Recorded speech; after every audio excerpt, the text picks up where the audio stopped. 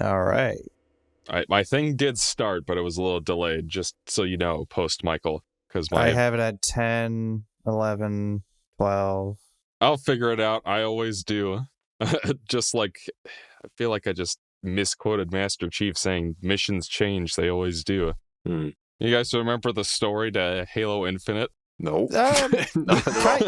Kind of, yeah. I mean, I thought it was decent. I guess that's I never finished that campaign because I tried to play it on Legendary. Oh, you never finished it? Because I could not. I think I got past one really, really, really hard boss fight on Legendary, and I was like, okay, I need to take a break, and then I just never returned.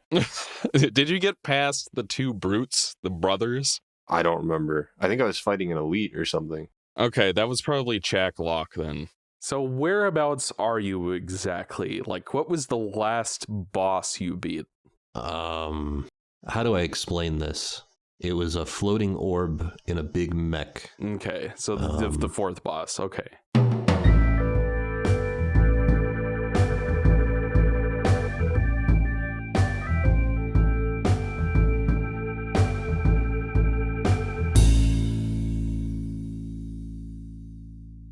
So that's like really early in the game, and he's hard, but he pales in like the final boss is like it's not like impossible, but there are parts where you're being chased down by a brute chieftain and like 6 elites while the boss itself is trying to kill you, and the best you could do is try to get through that by the skin of your teeth.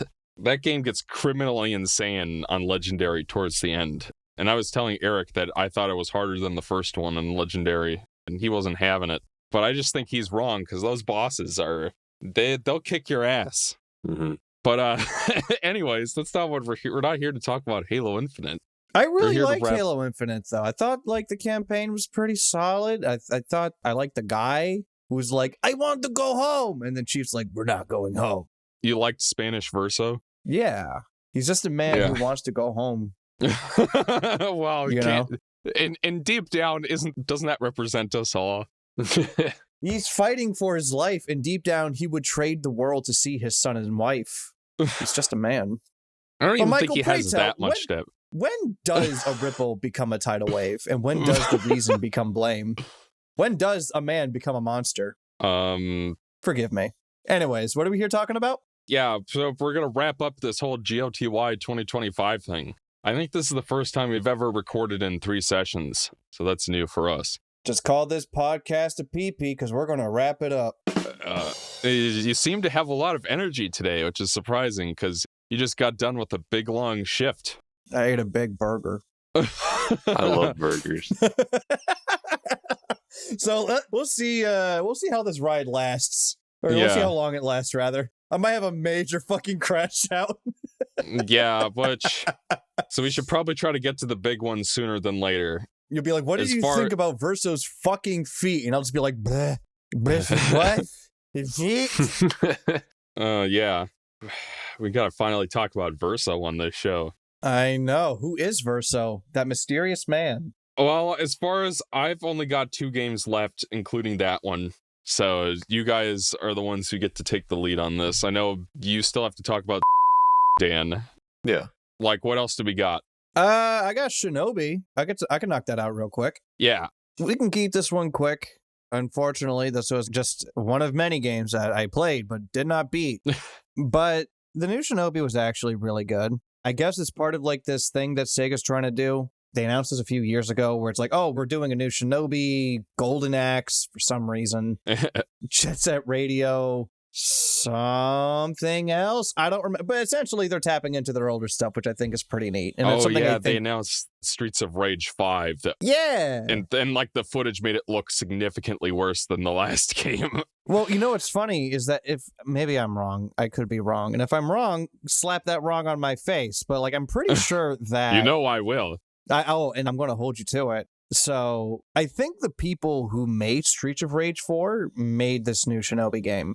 Oh, okay. Yeah, I believe that is the case. Yeah. Yeah, so hit me with that correct if I'm right. I deserve something today. Yeah.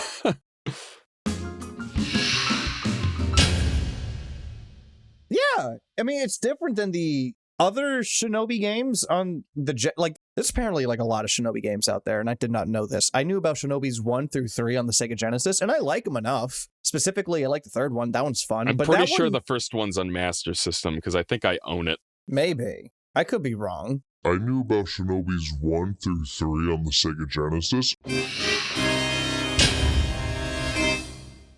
But I played a lot of Shinobi 3.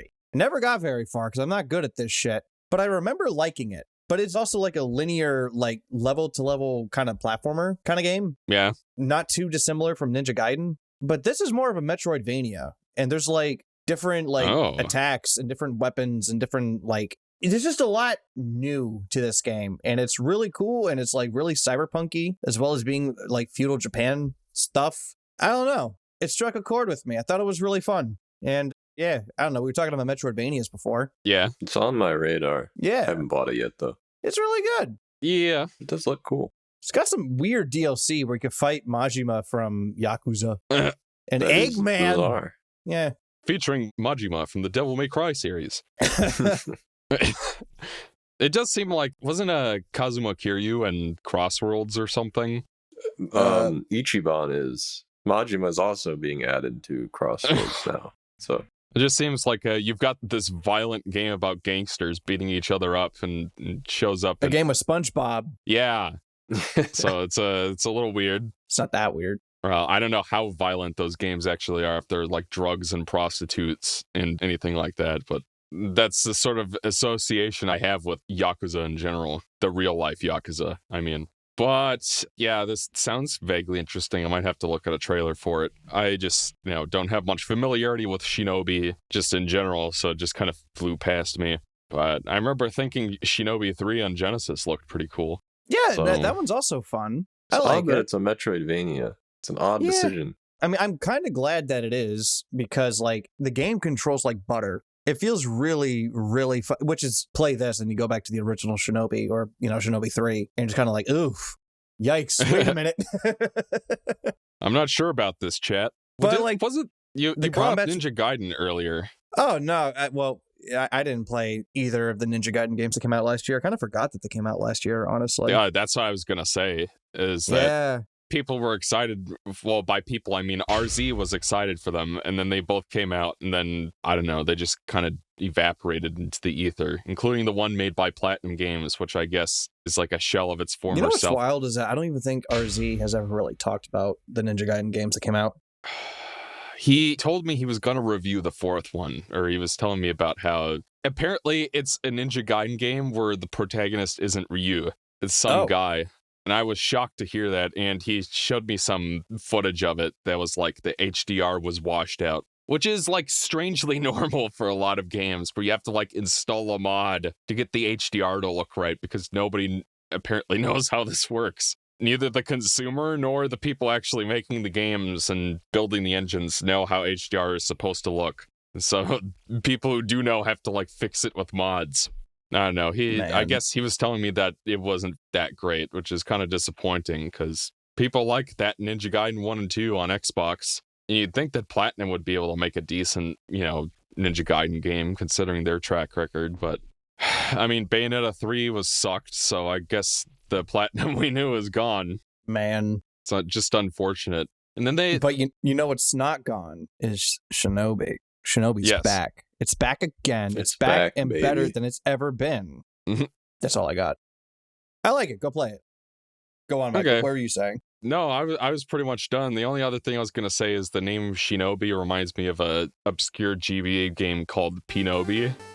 Oh. Which I don't know if you've ever heard of Pinobi, but it was a failed attempt by Naoto Oshima, the creator of Sonic the Hedgehog. Do you guys remember that? What the hell is the name of that company? Who are the people who made Balan Wonderworld or Balina Awakens or whatever that game was called? Arzest. Arzest. Like, there was a company that Oshima founded called Suzak before that, and maybe some other company even before that, and they tried to make a new Sonic the Hedgehog, and it was called Pinobi, and it's an adaptation of the story of Pinocchio, except instead of a puppet, it's like a robot bee created by a scientist bee, and it's just awful. Nice. So it really isn't that relevant, just Shinobi and Pinobi kind of sound similar, so I thought of it. I don't know if you guys had ever heard of Shinobi before. I can't say that I have. It was like a GBA launch title. That's the only reason I had it, is because it's like one of the 3 or 4 games that was out when the GBA was new. So I've never heard of it. yeah, it's not worth playing. Like most of the things that Oshima and not Jun Senue, what's that other guy who went to prison for stock manipulation? What is his name? Oh, why can't I think of his name? Yuji Naka? Yes. Yuji Naka. Yeah. These people have had very interesting careers. Like, they struck gold in the 90s, and then they just couldn't seem to live that up. They couldn't seem to keep up with industry trends. But now I'm really getting off topic because I have nothing to say about Shinobi.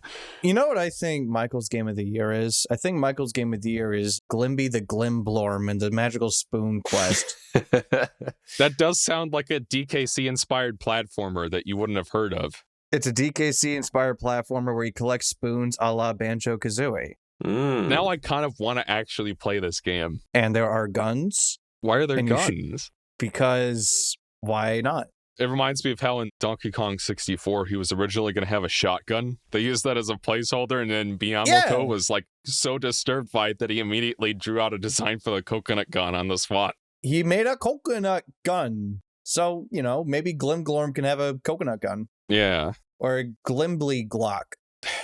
A Glock? What is it, that fake game series from Smiling Friends? Was it Gwimbly or something? Oh, I don't remember, but I know what you're talking about. Yes. Yeah. Ew, ew, ew.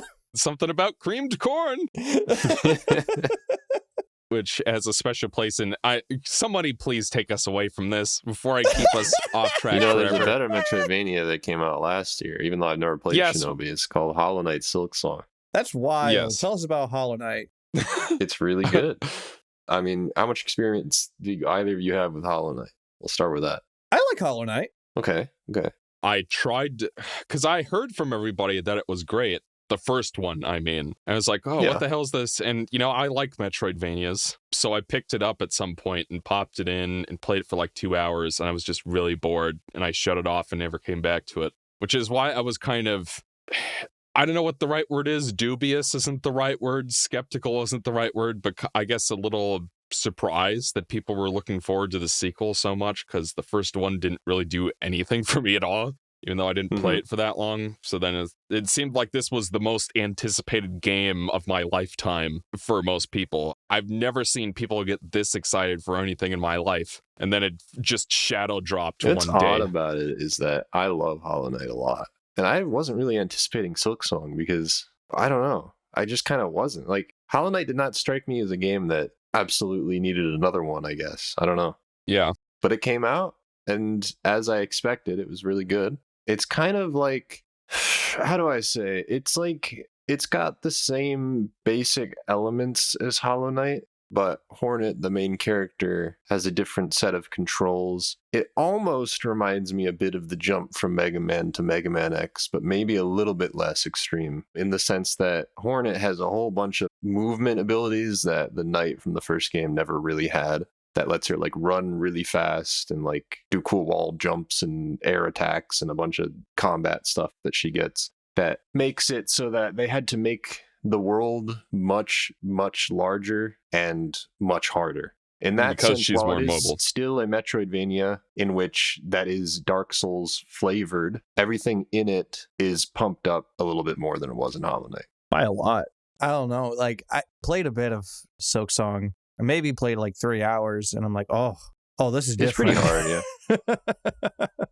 yeah. I think that was like most of what people were talking about was how hard it was. And they're not wrong, because the thing about it is that the original Hollow Knight was hard too, but it started out pretty manageable because the Knight doesn't really have that many abilities, especially to start with. He can basically just slash his nail. So the bosses that they can create for him are not that vast, and you will find, or I will find especially, that when I go back to the original Hollow Knight, even though I am not as familiar with it as most like speedrunners who are anticipating Silksong or whatever, I kind of just cleave through that game like butter until you get to the second half of it where things start to really ramp up, and especially some of that DLC is crazy. But Silksong, from the word go, so you have a mid-air pogo in Hollow Knight. which in this game, your default midair pogo is one that goes diagonally instead of working like below you. So there's already an adjustment you have to make there. On top of that, enemies generally have a bit more HP and they're more aggressive. I think that's the thing that I noticed en masse is that everything in the game. So in Hollow Knight, things are pretty passive, or if they're like flying at you, they'll probably die in a single hit. Whereas in Silksong, it feels like things have more health. You take a little bit more damage than the knight does, and you can't kill them. They're more aggressive in number and attack frequency. Hard to explain without playing the game for yourself. I don't really have any specific examples, but you can definitely feel it in the early game. It has something I don't think the original Hollow Knight had, which is you can wander into an area you're really not supposed to be in yet, kind of like Dark Souls, where things will just fuck you up if you go in there too early. It's what Hunter's March is. It's with the ants. And if you find yourself in the area with the ants, don't go in there, because you can manage it. The game is designed so that you can manage anything. But those ants, not only do you have to do a lot with the diagonal pogo, they do a lot of damage. I think they can kill you in like 2 hits or something. So I think for me, that was great, because Hollow Knight was, especially in the beginning, was a little too simple for me, especially coming back to it. I got a little bit bored of it on the replay. So I was excited that not only does Silksong come for the throat right away, you also have a lot of freedom in the way that you clean up the various acts of the game. Like, I went and did something kind of weird that I don't think I ever saw anybody do, which led to me not having the gliding ability for most of the first act, which you were supposed to get right away, which made me have to take an unusual route through the world that made some bosses harder and some bosses easier, since you're naturally going to get stronger in these kinds of games, or like heart piece equivalents and stuff like that. So by the time I went up against these bosses that everybody was complaining online about, like the Savage Beast Fly or whatever, I was fighting that thing in like a powered up state. Whereas everybody else kind of just went in there with no dash or no run or no, like, nothing that they can dodge with except their analog stick. So that already is a kind of freedom that I love from these kinds of Metroidvanias where you can quote unquote sequence break. Although in the case of Silksong, it's less like you're sequence breaking and more like I just took a different route. And that kind of cascades throughout the game. And its second act, it's like that, but on steroids, because the game gets larger and larger and larger as it goes on. So I don't want to spend a whole bunch of time on this because neither of you have played too much of it, probably don't have too much input on it, but I really loved it. I think that it's better than Hollow Knight for my sensibilities. There are some things about it, like its third act is a little much. I feel like they could have just incorporated it, not even in terms of difficulty, because I think it was manageable. It was more like, I think they have a lot of bosses that kind of get remixed that you fight again. And the way that you unlock it is quote unquote secret, even though when you beat the normal final boss, they basically just spell out how you're supposed to get it, which is puzzling to me, because I don't know, why not just make the third act?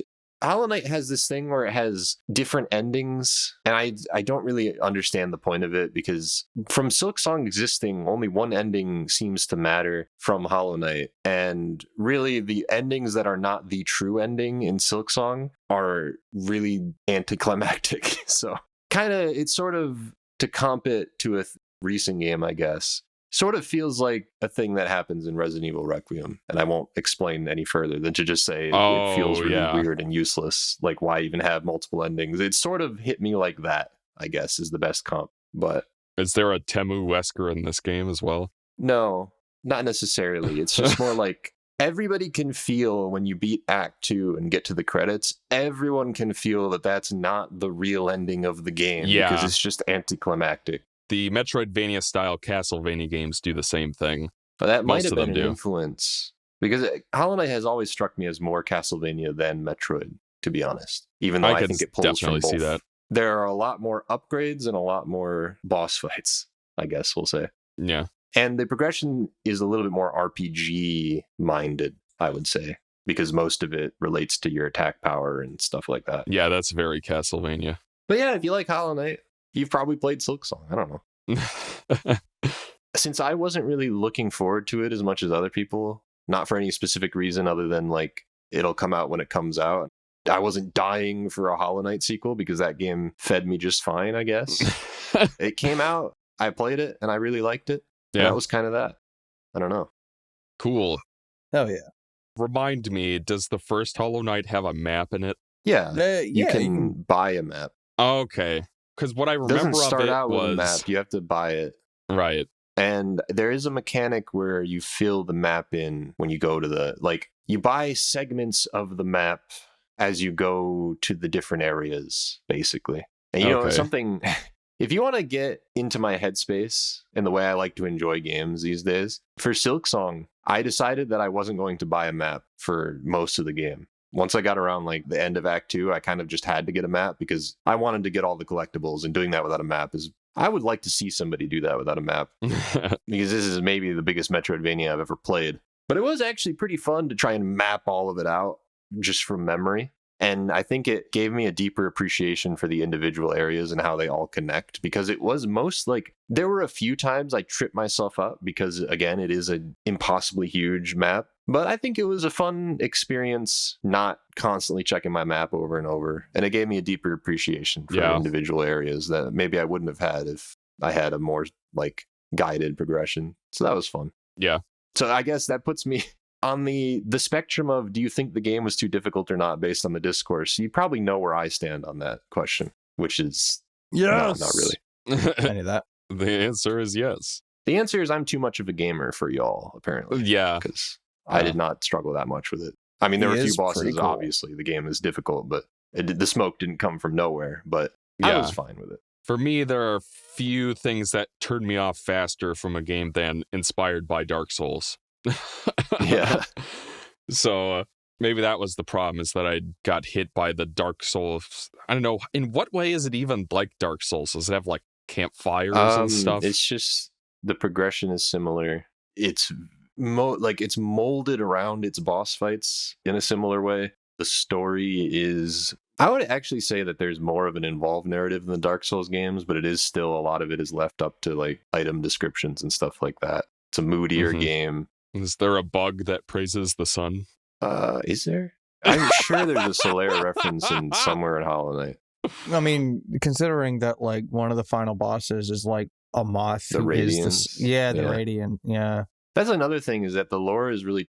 There's some trippier, darker elements. Like that thing from Hollow Knight is a moth that like that sends people into a dreaming state and like invades their dreams and like sucks off their energy or whatever the fuck it does. I don't know. It does some weird ass shit, and that reminds me a lot of Dark Souls lore, which is similarly some weird ass horror-esque shit. Mm-hmm. Maybe I should give Hollow Knight 1 a second chance. I'm not really sure it's your kind of game, but hey, if you play it and you love it, I'd love that, because I love Hollow Knight. Maybe I'll give it another shot, because I really didn't give the first one very long at all. But yeah.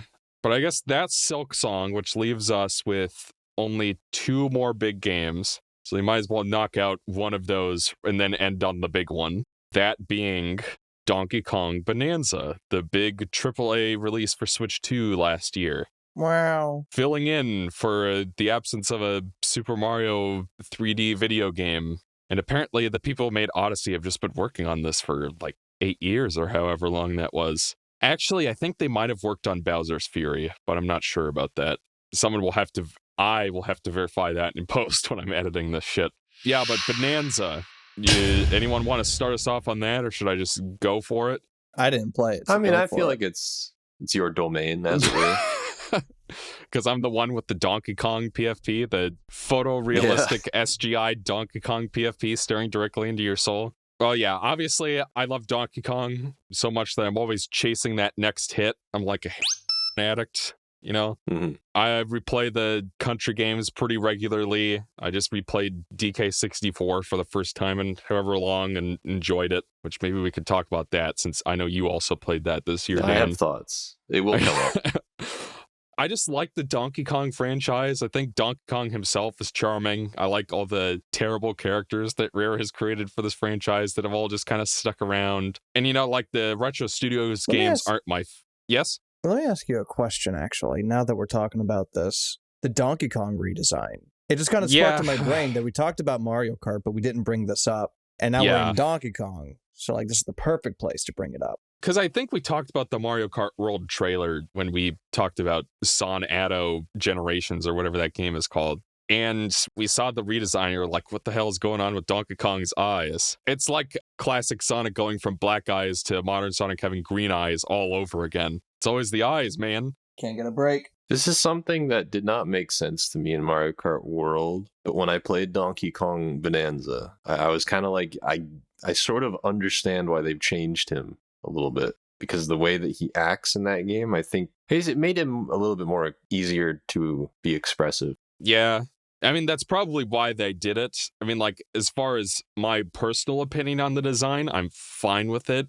What I think is kind of weird is that he's the only Donkey Kong character to get a redesign like that. Because, spoilers, Cranky's in the game, Dixie's in the game, Diddy's in the game, Rampy's in the game, and they all pretty much look like the Jungle Climber designs that they've been using since like 2007 or whatever. So it's like only Donkey Kong himself that got redesigned, and I thought that was kind of weird. And it probably was, they wanted to make him more expressive for the cutscenes, since this is like the big AAA release for the system, and they wanted to have something a little more emotional for the story, I guess, which was decent. You know, like, I'm always going to prefer the Donkey Kong Country design. Not necessarily that model, because it hasn't aged well, but, you know, like the character design. Like, I liked the Jungle Climber design more, but in terms of the context of this game, I got used to it pretty quickly. And yeah, I'm surprised there wasn't like a skin or a costume or something you could unlock, because even Mario Odyssey had the thing where you could play as the Mario 64 model. Yeah. And they have all these cosmetics. I'm surprised there wasn't a country tie or something.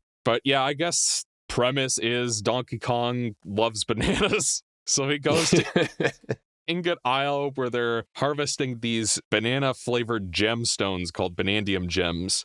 And then this Dr. Eggman clone comes in. His name is Void Kong, and he runs a company. And he's like, I want all the riches in the world, so I'm going to start digging. And for some reason, I'm going to choose this inhabited island to start my digging on, you know, even though it's all presumably going to go straight down anyway, no matter where I pick. And there's a tiny little talking rock who turns into a little girl, who is Pauline, specifically the version of Pauline from Odyssey, because they tie in those two games pretty explicitly in a later part of the game. So Pauline and Donkey Kong team up to try to beat Void Kong and his company to the core, because there's supposedly a wish-granting thing in the core of the planet. The planet core, as Boss Nass from The Phantom Menace would say. Yeah, they're basically competing to get this wish-granting thing. So you spend most of the game trying to get deeper and deeper into the planet. The game's core gameplay revolves around, it's really nothing like Donkey Kong 64 at all, and that's like the closest comparison, because they're both 3D platformers where you play as Donkey Kong. But basically, Donkey Kong, he's still got his roll move and his slap thing and his clap, but now he can punch through solid rock. And that's like obviously the big gimmick of the game, is that you can pretty much break through anything. Like, each level has sort of a skeleton of unbreakable material in it, but for the most part, you see a mountain and you could just demolish the whole thing if you really want to. And the game sort of revolves around, this is kind of the weird thing about it, is it's sort of a collectathon like Odyssey was, in that, you know, like, you'll go into these levels and there'll be like 30 Banandium Gems you can get, but at no point that I can recall is your progression gated behind getting enough of them. So hypothetically, you could skip the gems entirely and you just can skip go every on the banana that's not strictly, like, I think only the first banana you pick up is required to pick up. Yeah, which I thought was strange. And apparently that was a deliberate choice as sort of like a soft difficulty slider kind of thing. Because the gems, the bananas, feed into basically a skill point system. You find 5 gems and you get a point, and then you can spend that point on abilities like upgrading your health, or making it so that you break through stuff of a certain toughness a little faster. Or you also have your Bananza Forms, which you can upgrade as well.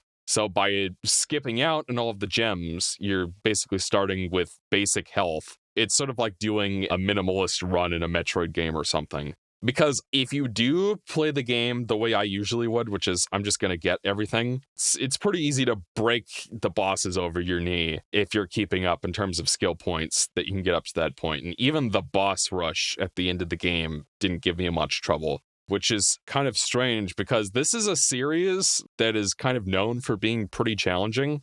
The Retro Studio games especially are very hard. And then going from that to this, where like if you keep up with the Banandium gems, then the game is just, it's really easy, was kind of surprising to me. And I personally wouldn't really want to play a game like this minimalist. I mean, I think it's cool that you can do that. There's kind of a blurring of the lines for me. I also had that feeling of like, this is a surprisingly frictionless experience, I guess. Like, it's a very strange game for Donkey Kong.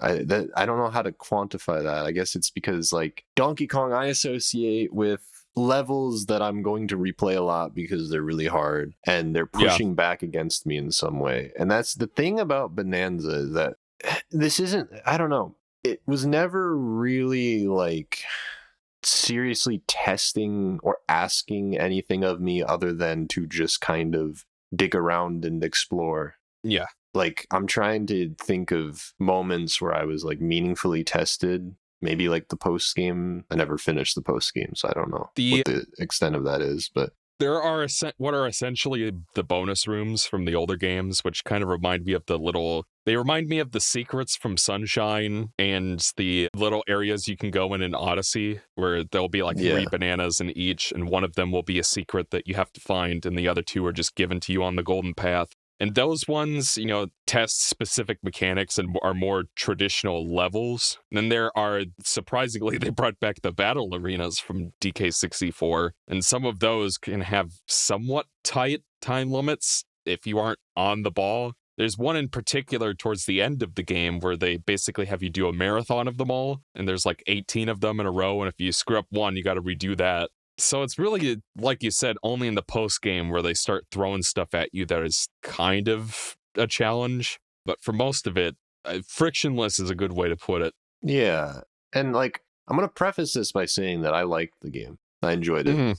I have never been able to put this into words. There's something off about my experience with it that just, I wasn't like exploding with hype at the credits. You know what I mean? Like, and I've never really been able to put words to that feeling of like, not even disappointment, just kind of like, I got to the credits and I was like, oh, that was, you know, I liked it, I guess.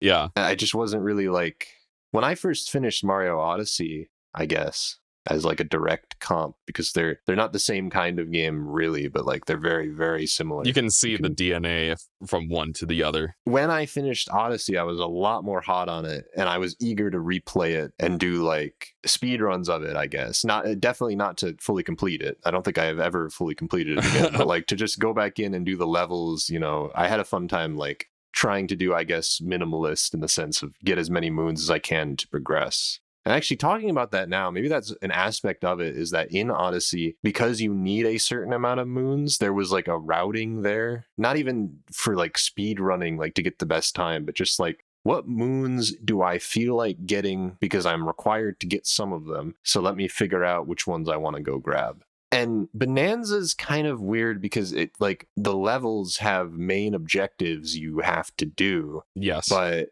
it's not, I guess I wasn't really vibing with a lot of what they ask of you.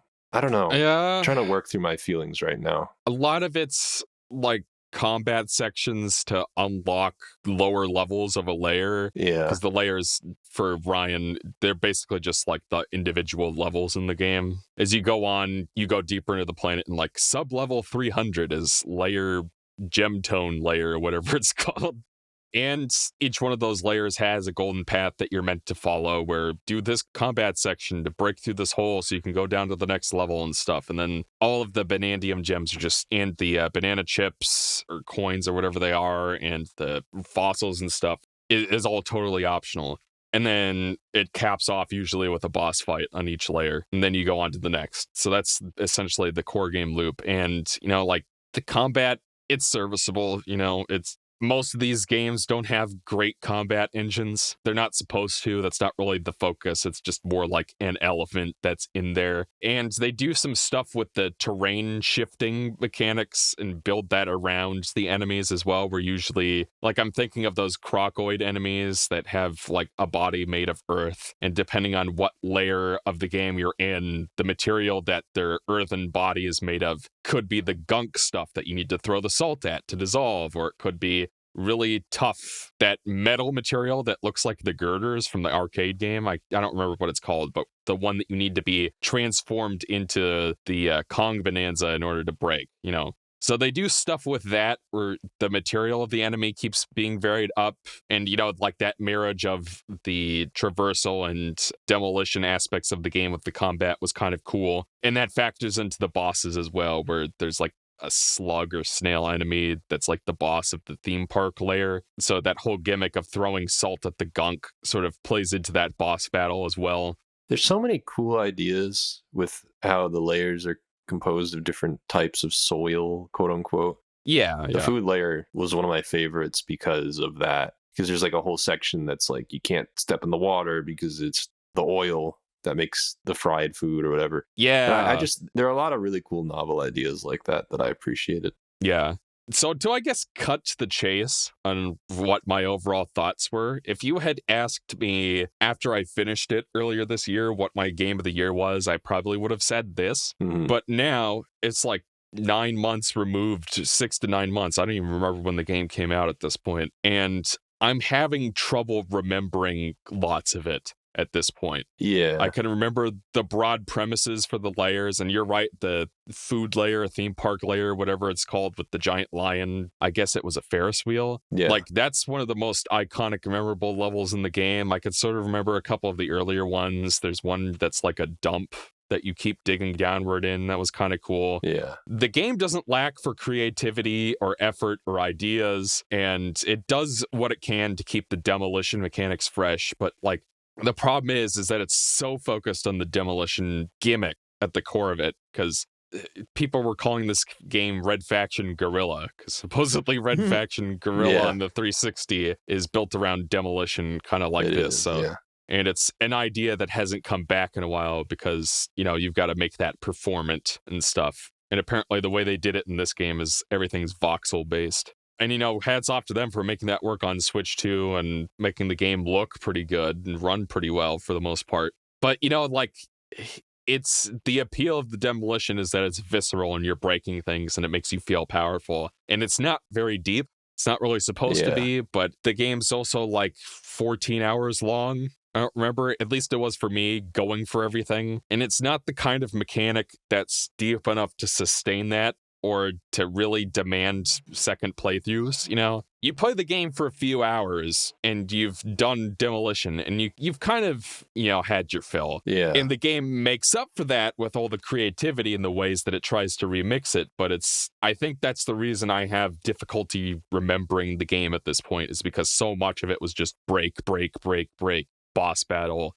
bonus room, what have you. I don't know, and I feel kind of bad saying that because I really was enjoying it while I was playing it, but now I'm having difficulty remembering it. You know, like there are a lot of cool things in it. Like, there's some cool movement stuff. Like, you can surf on chunks that you pick up off of the soil and stuff. And because soil has different properties, it'll give you like different, like some chunks of the earth will disintegrate, for lack of a better word, I guess, faster than other types. It's like a multi-purpose mechanic because you can surf on that piece of the earth, or you can throw it at something. Sometimes it'll hit something, sometimes it'll stick to something. So like, in that regard, there are so many things in it that are theoretically very interesting. The movement mechanics, especially when paired with like the different forms that you can acquire. I have seen people do interesting stuff with it in like speed runs, we'll say. Not too dissimilar to some things that you can do in Mario Odyssey, I guess. So I think that part of it was fascinating to me. I think the disconnect comes in where it didn't really feel like there were many places where I wanted to do any of that. I don't know if that's like because of how the levels are built, or because of how nothing you do ties to quote unquote progression anymore. Yeah. Or like, I'm genuinely unsure what it is specifically. Yeah. And, you know, I don't want to get too down on it because it was fun. Yeah. I still It's enjoyed just- myself. I guess I'm thinking about it kind of like as a junk food kind of game. That's an excellent comparison. Yeah. Because it was like, I felt really good in the moment. And it's just kind of like, it's not the kind of experience that I ruminate on or really want to go back to anytime soon. Yeah, I don't know. There were which also sucks because this is like one of the most novel game concepts I've seen in a while. Yeah. So I kind of wanted to love it, but I just don't really love it. I just kind of enjoyed it, you know? Yeah. I guess we should probably briefly mention the Bananza mechanic. I guess it's a substitute for animal buddies because pretty much all of the forms that you take were animal buddies. Like there's one that's a snake, there's one that's an ostrich, there's one that's an elephant. Like these are all characters you could play with in the older games, so clearly it's meant to be, hey, you remember Espresso the ostrich from DKC1? Yeah. Well, now you get to turn into an ostrich, you know? The problem is for me is the animal buddies were like a nice break from the core gameplay, and they always managed to do something kind of clever with them in terms of the design. Like I always remember that one anti-gravity level in the third game where you play as purple squawks carrying around stuff, or there's the one where Ellie the elephant picks up barrels and puts them in the water and you use them as platforms, like, or Toxic Tower where you switch between several different ones and it's sort of like an endgame gauntlet. Like I remember all of those sections, whereas with the Bananzas in this game, they're basically like the devil trigger or the Rage of the Gods mechanic where like you build up the yellow energy and then you can transform, and it's like the Kong one is useful for combat, the ostrich one is useful for platforming and gliding around, the elephant can suck stuff up and is really good for just tearing apart the landscape in really quick succession. But you know, like and there are a couple of those bonus areas that use the mechanics pretty effectively, especially towards the end. You do like the, I don't even remember what those levels are called, but when you go back to the, I guess they're called elders. You go back to the elders and they transport you to a pocket dimension that is focused on just one of the Bananzas. They do some interesting stuff with that, but like, I mean, they were fine. I'm trying to think of even things to say about them because they work as a mechanic in terms of the levels we were given, and they have their uses that I could point out, but it's not anything super exciting. Like, oh God, you have to play this. And that kind of sums up the whole game, honestly. The following contains endgame spoilers for Donkey Kong Bananza. If you do not wish to hear spoilers, use the chapter skip feature to skip ahead. If I may go into spoilers, my favorite part of the game was the ending. You know, as a major DKC fan and a fan of a certain character who hasn't been around in a while. Bing Bang Bool? Yes, Bing Bang Boom. No, but I guess to set this up for people who aren't as familiar with Donkey Kong, the country games and most of the rare games center around the Kremling crew, led by the cantankerous King K. Rool from Crocodile Isle. He was sort of like Donkey Kong's nemesis and arch enemy for a really long time, going all the way up into, I think the last game he was in was the barrel racing game on the Wii, whatever it was called. After that, once Retro Studios took over, they just dumped him. And I've never really understood why, because Nintendo has the rights to all these characters, and I guess Retro Studios just want to do their own thing. So, you know, you get the Tikis, which are boring, and then you get the Snowmads, which just feel like Kremling knockoffs with a Viking flavor over them. Like, I don't know, King K. Rool is way more memorable than Lord Frederick. I'm just going to say it. And then leading up to the release of this game, it's like, okay, the villain's going to be another Kong, which I thought was kind of interesting because we've only ever seen evil Kongs in the first country game, the orangutans that throw steel barrels at you. So I thought that would be kind of interesting. But also, there was something strange about the enemies in this game. There's a bee enemy that throws rocks at you. There's a crocodile skeleton-looking enemy that tries to hit you with a club. And it's like, these feel vaguely Kremling-like, and I'm wondering why they didn't just use the Kremlings instead, if you're going to have crocodile enemies. Then you get to the end of the game. Turns out, the reason we haven't seen King K. Rool in 18 years, or however long it's been, is that he got stuck in a hole.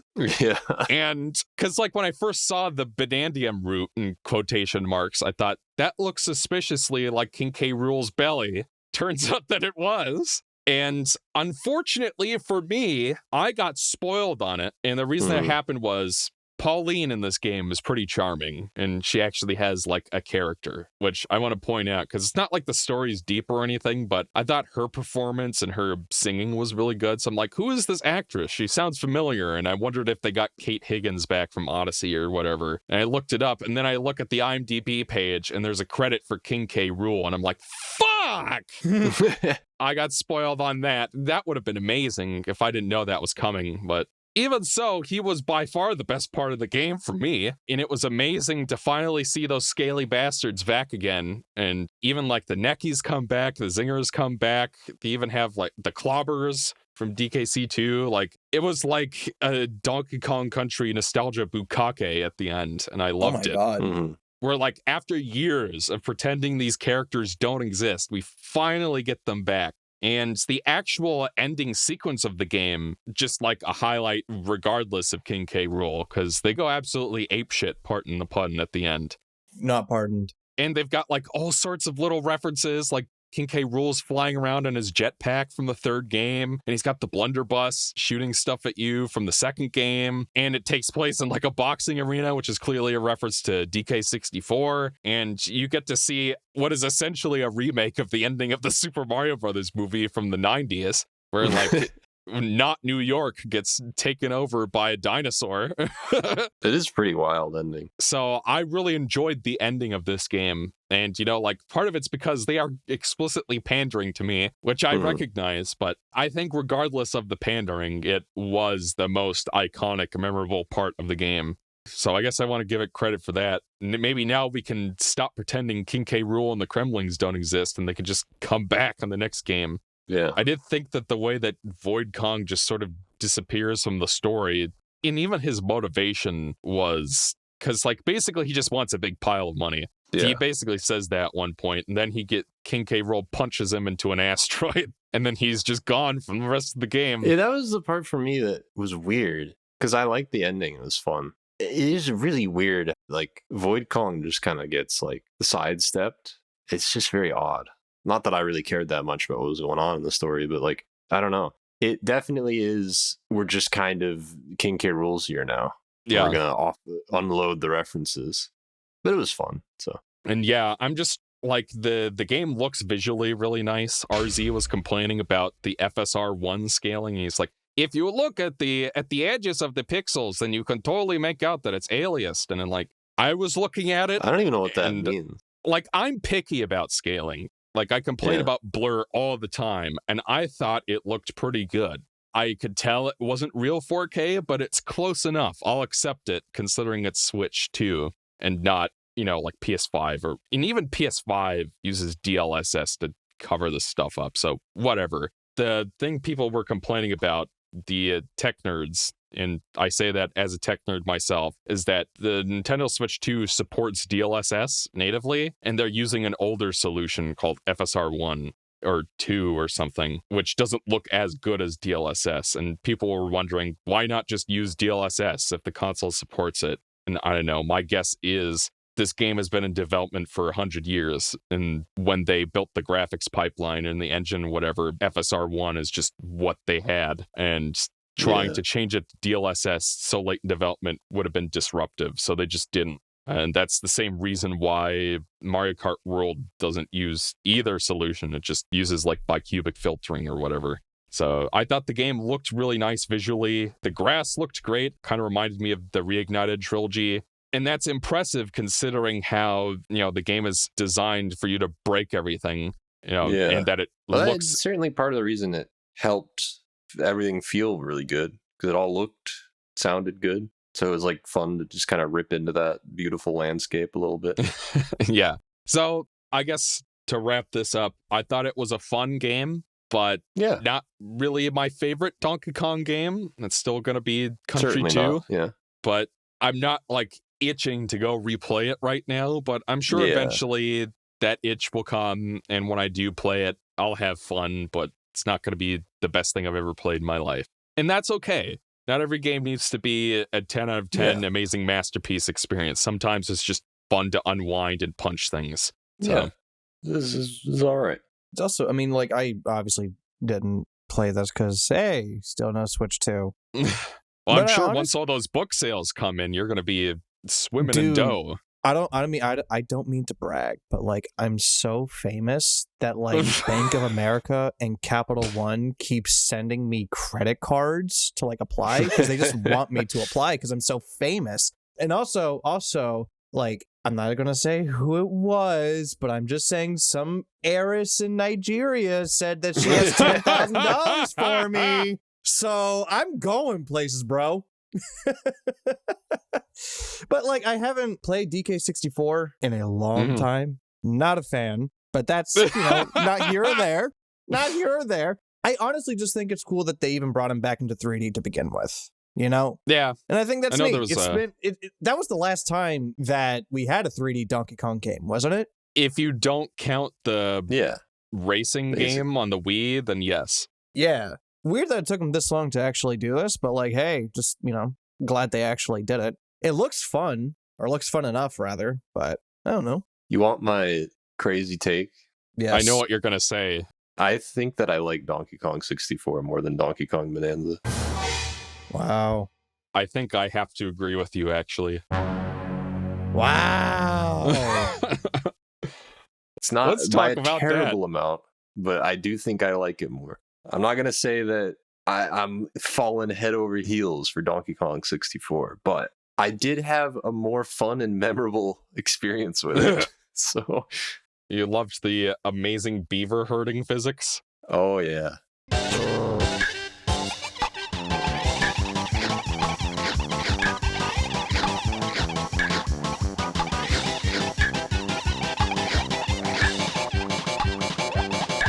How that hole was is like an crazy. octagon?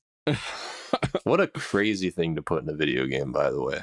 3 times. Yeah, like of all the mini games to reuse the hard mode a second time in the same level, it had to be that one. Yeah. Well, let's talk about that. And I assume, like me, after Bonanza, you were like, I wonder how this compares to DK64. Yeah, and you just played it. I did a stream series that is actually up on the channel with my friend Pierre, who does Designing 4. Hi. And he's like he's a bigger Donkey Kong fan than you are, I think. He's like the biggest Donkey Kong nut I've ever seen. So he goes bananas for it. When I was telling him I want to play some Donkey Kong 64, he's like, I need to see this. Because apparently he just needs to see when anybody plays Donkey Kong 64. And so we streamed it together, and that was fun. But I can understand why this game has the reputation it does. Let me lead off with that. Yes. It is a reputation that does not feel unearned. I totally get why.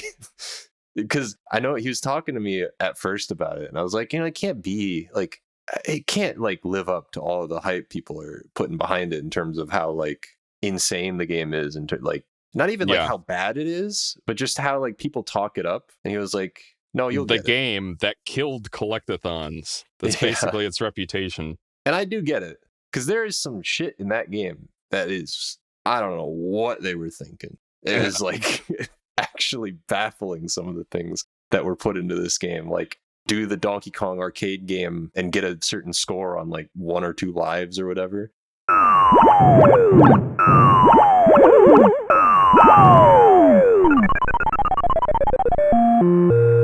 And Beaver Bother goes without saying. I don't know. Some truly unhinged shit in this game.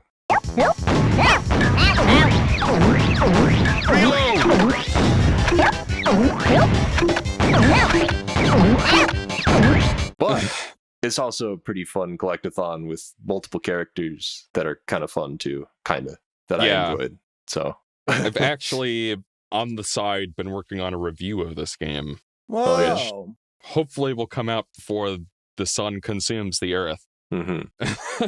But I think I played it for the first time when I was like 17 or 18, when I graduated high school in 2013. And I didn't really remember much of it. I remember I hated those beetle races. I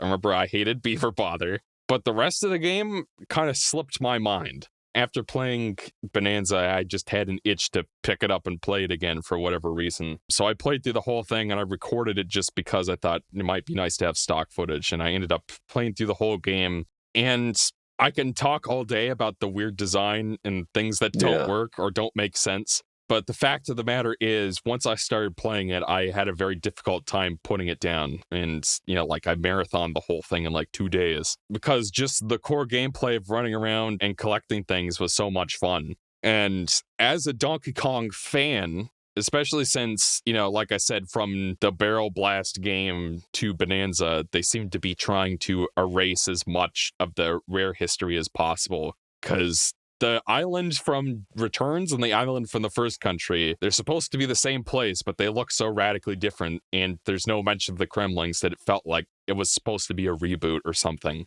Whereas Bananza seems to confirm that it's all the same timeline. But, you know, like, right out the gate, you've got the Kremlings, you've got King K. Rool. He wants revenge for the time you blew up his fucking island and dumped him into the planet core. Yeah.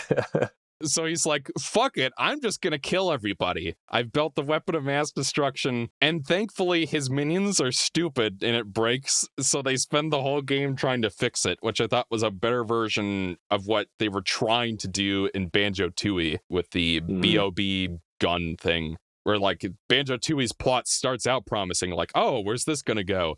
And then nothing happens for like 18 hours, and then you get to the thing, and Grunty's sisters just die immediately, and then the weapon barely matters, and then the game just ends. So I thought that they did a really good job building up the central love you cut threat. back to them Yeah. after every world or whatever.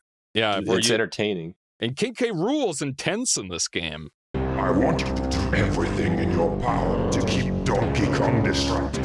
Steal that hoard of golden bananas he treasured so much, and take care of his pathetic friends. This time there can be no mistakes. Oh, Your Excellency, we've already taken care of business.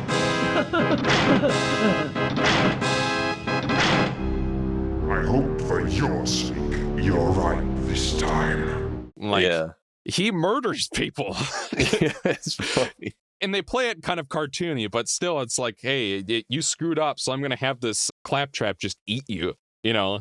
Yeah. It really builds up to that end point, and then you have the hideout helm sequence where you've got to try to defuse the weapon before it explodes everything and kills everybody. And then King K. Rool is still a coward and tries to escape on his airship. And then K. Lumsy gets a payoff where he swats the thing out of the sky, and you're like, okay, time to go fight him. And you go in, and all of a sudden there's just a boxing ring, and the Kremlings are like rigging it against you, where like they keep timing it out before K. Rool would have lost. And it just turns into a total clown show in the best possible way, where like you're like dropping the floodlights from the ceiling on his head, and he's like wandering around. Like, it goes completely nuts at the end in a way that I loved. I love it too. And that's the thing about this game, is that like this final boss to me is the microcosm of the experience I had. Some parts of the boss, trying to actually play it is like weird as fuck. But like I just was having a great time because it was really silly and like memorable. I don't know. Like the part where you have to fly around as Diddy, I don't really like his flight controls all that much. No, I'm with you on that one, yeah. But like it's part of a boss fight that is one of my favorite final bosses just as a final boss, I guess. Like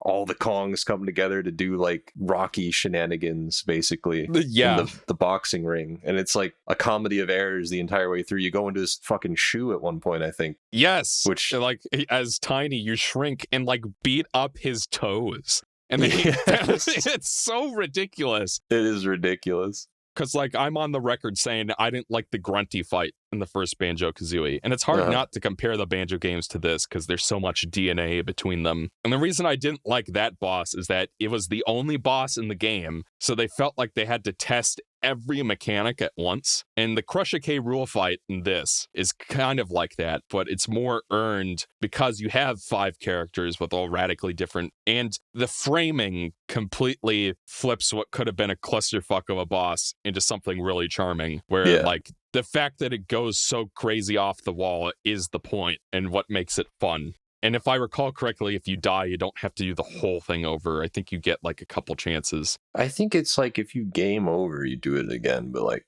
or some, I don't remember. There's something. Yeah. Something. So yeah, that final boss is definitely a highlight. The other bosses are okay. They had to keep reusing them. The second fight against Dogadon or whatever it's called, the giant dragon firefly thing. Yeah. Or like you have to do like the big charge up punch as Chunky a certain number of times to knock him off the ledge. And it felt like it just wasn't working until you do it enough. And then suddenly it works. Like that kind of annoyed me a little. The cutout fight was kind of cool in that they do a thing with the barrel cannons and have like a natural live system sort of thing. That was pretty memorable. Even though trying to get that last hit on him where you basically have to predict where he's going to pop up and when and try to get in the cannon before he does it is kind of annoying. But, just the core gameplay of running around and exploring these levels was fun. Like the final boss is like a good representation of what the game's appeal is for people who find it appealing, at least, where it's just oozing with charm and creativity. And, like the fact that it's willing to take a swing on ideas that might not work. Yeah. Like, because we were talking about that with Pac-Man World 2, where that game feels like a relic of an era where game designers were willing to put something out there that wasn't necessarily polished. But because like nowadays, especially Nintendo games feel like really, I don't feel like overly simplified or sanitized is maybe fair, but sort of moving in that direction where they'll have like one new mechanic or idea and that's like it. They're not willing to take a swing on ideas like the Sega of old would have, And DK64 is definitely not that. And it feels refreshing to come back and play it, especially after Bananza, which is definitely, like they had one idea, which was the demolition, and they built the whole game around that. And I'll give them credit. They managed to make it last the whole thing, despite how simple it is. But it's not something I really need more of after the credits roll. Whereas this game, like after not having played it for so long, I was like, wow, why don't I play this more often? This is great. Well, it's like one of the only, I can't think of many games like this where you're like, got the 5 characters that all have their own things they can do that granted aren't all incredible, but like having to approach everything with them in slightly different ways. Like Donkey Kong, he has his like Donkey Kong ledge roll jump, which really surprised me. Not that it's like incredibly useful in Donkey Kong 64 specifically, but I was like, the fact that this even has movement tech just amused the hell out of me, that I used occasionally to get like to a ledge quicker or something. I don't know. It's just kind of neat that like, if I want to do this a certain way, maybe I'll switch to Donkey Kong. Now, granted, most of the time you're switching because you're forced to switch, but like, I don't know, something about that idea was like amusing to me. Yeah. And I guess that leads into some of the things that work very well about this game. The stuff that doesn't work is like just really obvious stuff, like having to switch at the tag barrel and like the design of the game being so like you have to retread your steps a lot. And obviously some of the mini games are complete ass. Like, I'm not going to sit here and say that Beaver Bother is amazing. Yeah, I'm not going to disagree with you.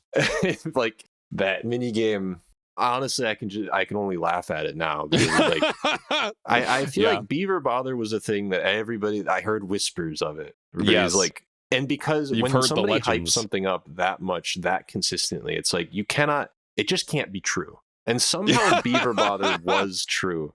Like it was, I understood it when I was in there, that like second mini game, I was in there for like a half hour or something. People can go check the stream that's still up.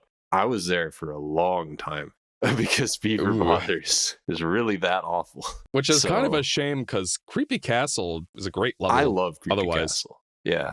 It was probably my favorite world, aside from Beaver Bother. Like in terms of design, like I love horror stuff. I love dark stuff. And that was like a cool like homage to those kinds of ideas.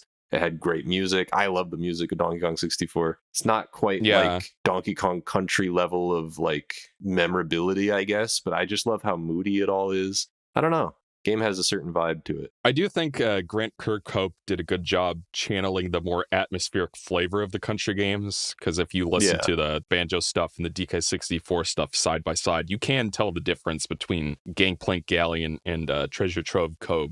Or I guess it's Gloomy Galleon is the one in this game, which is another one of my favorite levels because it's just a big tribute to country too. Especially like you've even got like the portraits of Captain K. Rool in the ship, and you've got like pufferfish enemies and the starfish enemies. Is that the enemies. water level? Yeah.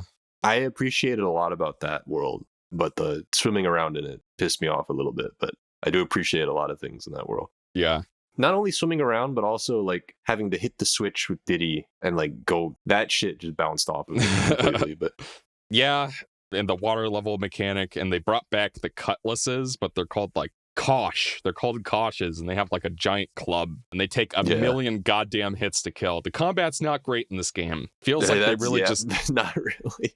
It feels like they just want you to spam the instrument on some of these, because that's like the only way to kill those club enemies. Yeah. Well, at the same time, I guess I found it fun to be like, encounter a new enemy and be like, I have no fucking clue what I'm supposed to do with this. Sometimes you throw like your grenade thing. Yeah. I completely forgot I had that a lot of the time. And I'm like, oh shit, maybe I should use that. It kind of, a lot of enemies are really imposing in that way, especially when you're playing as somebody who's not like great tiny. at fighting. Yeah. Gives each character a bit of a different vibe too. I always thought it's it was so weird with 64 because I can talk your ear off about the things that suck in it, but I can do the same things about the things I love about it. So I guess there's like a higher variance in 64, but my love goes way higher than the love I ever had for things in Bananza, where Bananza just felt like a more steady, like kind of decent quality to it the whole way through. Yeah. It's not as bad as this, but it's sort of like the Mega Man 5, where it's like, there's nothing offensive about it, but there's nothing super great about it either. Yeah. That's how I feel about Mega Man 5, and Bananza's not to that level. There were more explicit highlights to it, but the core gameplay is, like pretty streamlined in a way that makes it not super exciting. Whereas this game, they're always throwing something new at you. Whatever you want to say about Beaver Bother, I've never seen that before in any other game. Yeah. And even the parts that I remembered being bad, like the beetle race, weren't nearly as bad as I remembered. Yeah. Well, because aside from Beaver Bother, there were not, like, that was the only infamous one that was like, oh, this is dog shit. The rest were kind of just like, this is weird or this is actually fun. So, yeah, it's just game oozing with charm. And I honestly like to play it again, which is more than I was expecting to say before I replayed it. When I played it the first time, I remember liking it, but then over time, its reputation sort of coalesced as the game that killed collectathons, this infamously bloated mess of a game that signaled the end of an era for Rare or whatever. And I sort of, I guess, bought into that hype. And then I replayed it and realized, no, this is actually a really charming, fun game. Has some real flaws that shouldn't be swept under the rug, but still something that I wish I'd replayed more often, to be honest. No, I really digged it. Beaver Bother was hilarious. I cannot believe that is a thing they put in a video game. Yeah. 3 times. Yes, 3 times. Of all the mini games to reuse the most, it was that one. Yeah. And like, if you don't believe me, go watch my live streams. You will see the full range of human emotion in those live streams. Nothing has made you feel. I'm still here singing its praises because it's just, I guess it's just not a lot like Donkey Kong 64. Like, there are collectathons similar to it, but they're mostly like, I don't know. I have not had an experience like this with a video game in a bit. I don't know. It's hard to explain. I guess it's hard to explain for both of these games, but I definitely came out of 64 with more love in my heart than with Bananza. Yeah. Oddly enough. And of course, like, I told RZ that I loved it and he thought I was crazy because he hates that game. Yeah. Well, and that's the thing too, is that I would not blame anybody who hates this game because it just, I totally get it. I just get it. Yeah. So you hear that, Ryan? We respect your opinion on disliking this video game. What? I'm back. What, were you zoning out? No, I mean, I was kind of in and out, but like, I was paying attention. You're talking about DK64 and how much the game fucking sucks. Oh, no. It's pretty It bad. sucks, and people who like it suck. That is exactly how I feel, actually. Worst game I've ever played in my life. It's not as fun as building brown bricks in Minecraft. You know, my family recently had like a birthday dinner thing for my aunt, my dad, and my brother, Eric. And my mom brought up the brown bricks thing. And I guffawed like so loud that it was like echoing through the whole restaurant because I just was not expecting her to say that. Brown bricks in Minecraft. Eric had referenced it so many times that even she knew about it. Oh my god. So